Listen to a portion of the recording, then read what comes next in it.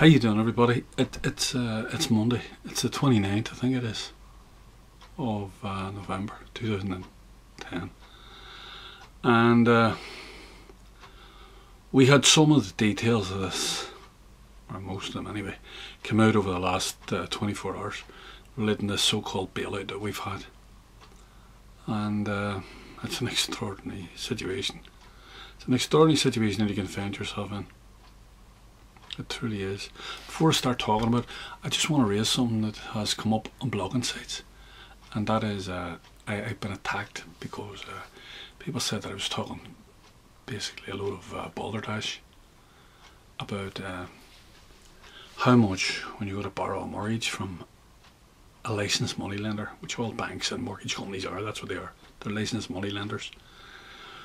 When you go to borrow the money from them, how much they charge you.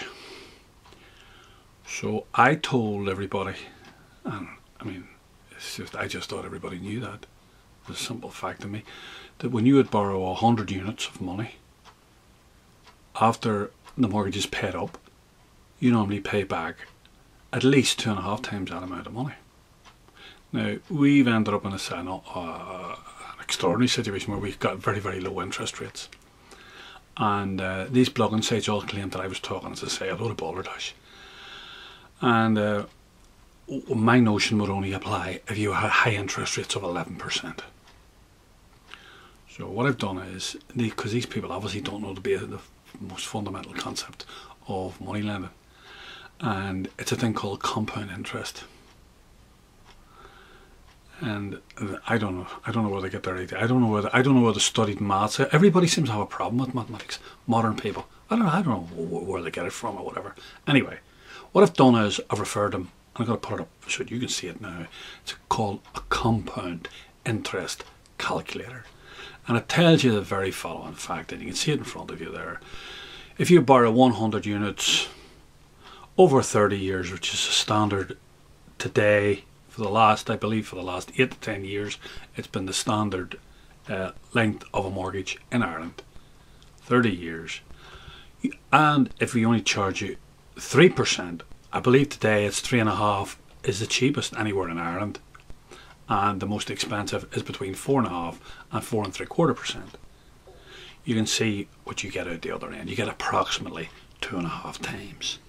Now, if the interest rate goes up even the slightest amount, and we're going to do that now, put it up to say 5% or 6%, you'll see where it goes, where the final sum goes. Okay, so that's a problem facing Ireland. If interest rates go up, we'll all have to leave the country. We'll have to leave the island.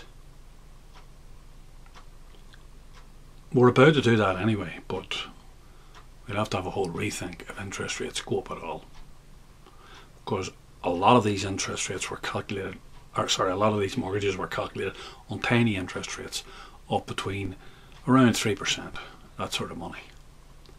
So you can see the whole problem relating to this situation. So if anybody wants to take any more positions with compounded interest, please get on to me directly here at YouTube and challenge me, will you? Anyway, the next thing I just want to talk about is this bailout. And it's hard to believe that you could have a bailout situation and end up in a worse situation after the bailout than you were before the bailout. And basically the bailout is as follows.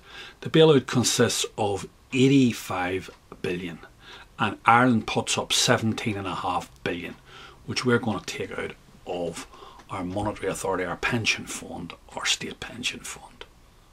Alright, which is for all the pensioners, both public and state and semi-state, that we look after here in our state.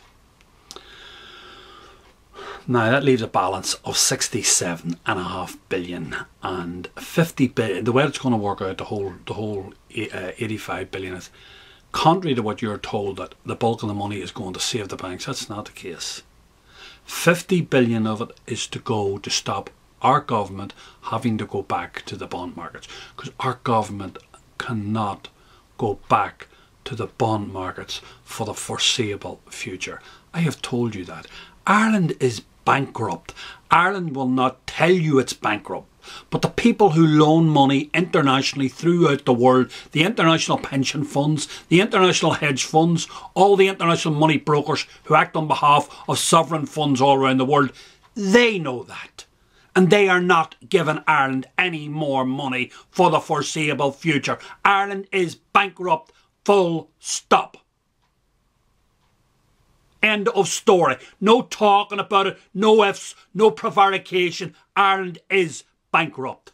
I've been saying that for 2.5 years. You just have to look at our own Central Statistics Office figures and they tell you that. Now, we've gone into a situation where we've got this, technically we've got this 85 billion to draw down on. 50 billion of that is going to go to the Irish state, as I say. So it won't have to go to the bond markets for the next 3 or 4 years. Because couldn't get any money from the bond markets. That's why it had to go to get a bailout in the first place. The next thing is 10 billion is going to be given immediately to the banks, and another 25 billion is going to be set aside as a contingency fund. Alright, that's what they tell us. Now we're putting up 17.5 billion of that ourselves, as I told you, from our pension fund, our state pension funds, which we have invested all around Clinton, which you have a lot of it's in cash. Alright? Or bonds, and we can draw them down. Anyway, the bottom line about it is the 67.5 billion at 5.8%, that's what it's averaged out at. That is going to cost us every year 4 billion euros, approximately. Our GNP is not going to grow by 4 billion. For the foreseeable future. So if we draw down anywhere near all of those funds, that's a dilemma we face. But that's only part of it anyway. We've already discussed what the rest of our borrowings, what the rest of our state borrowings is. We already have borrowed 92 billion from the bond market, which has to be paid back. We already hold that in bonds, and they have to be, the interest on that has to be met every single year. So that's at least another 5 or 6 billion has to be found every single year. Then our monetary authority, it has borrowed between 62 and 65 billion. They have to pay the bondholders the value of the notes that they hold. And then we have the NAMA money, which nobody mentions in any calculations. We don't know what that was negotiated at an interbank rate or whatever. It doesn't matter. It still all has to be paid back. So what we have is we have this mountain of debt, which is incrementally increasing and increasing every year because of the interest rates. So what we've done is we've really got, and we kicked an enormous ball, which is hanging on our legs of chains, and we've kicked it down the road. And we have a national debt, stroke sovereign debt, whatever you want to call it, just waiting for us in 3 or 4 years' time. That's all we've done. We've done nothing else. We haven't solved anything. We've only solved our immediate, like next week, next month's problems. But in 2 or 3 years, all this is going to come home to roost, big time. And we better be in a position to deal with it. But as I said, we don't have a big enough begging bowl in Ireland. There isn't a big enough begging bowl in the world for Ireland. And don't forget, that's all down to 2 men. Bertie Ahern and Brian Cowan. Bertie Ahern and Brian Cowan. No one else. Except their minions, of course.